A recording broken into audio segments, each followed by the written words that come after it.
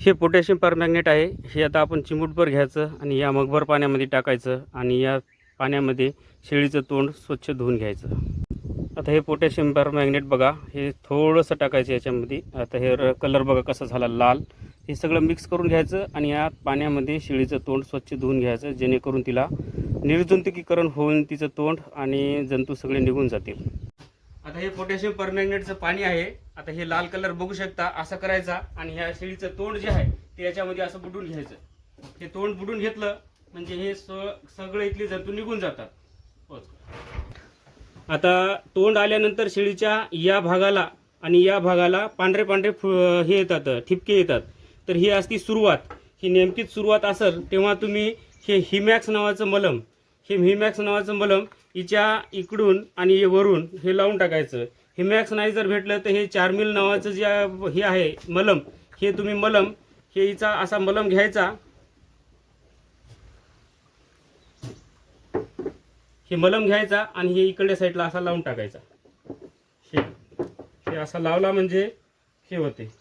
आता हे जे दोन औषधं आहेत, हिमॅक्स आणि हे चार्मिल, हे जर कमी प्रमाणामध्ये असेल, तुमचं पहिल्या स्टेपमध्ये असेल तुमचं तोंड आलेलं शेळीचं, तर या दोन्ही यानं कमी होऊन जातं.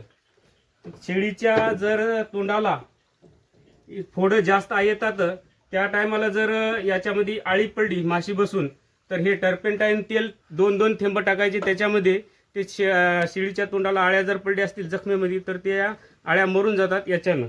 आणि जखम जर जास्त झाली असेल तर हे आयोडीन आहे जे हे सिप्लाडाईन नावाचं पावडर, हे लावलं तर लवकर जखम बरी होते. याच्यामध्ये इंजेक्शन पण आहे डायक्रिस्टिन नावाचं, ते पण देऊ शकता. आणि माशी बसूच नाही म्हणून तुम्ही टॉपिक केअर किंवा हे कोणताही एक स्प्रे तिच्या तोंडाला जर मारला तर तिच्यावर माशी बसणार नाही. तसं हे मलम लावले तरी माशी बसत नाही. शेळीचं तोंड येऊच नाही यासाठी आपण ही माहिती देत आहोत. उपचार तुम्ही तुमच्या डॉक्टरच्या सल्ल्यानुसारच करा. मी फक्त माझ्या अनुभवानुसार ही माहिती सांगत आहे. शेळीचं तोंड जर थोडक्यात आला असेल, पहिल्या स्टेपला असेल, तरच हे हिमॅक्स मलम आणि हे चार्मिल नावाचं जे मलम आहे हे दोन्ही जर लावले तर पहिल्या स्टेपमध्ये कव्हर होतं.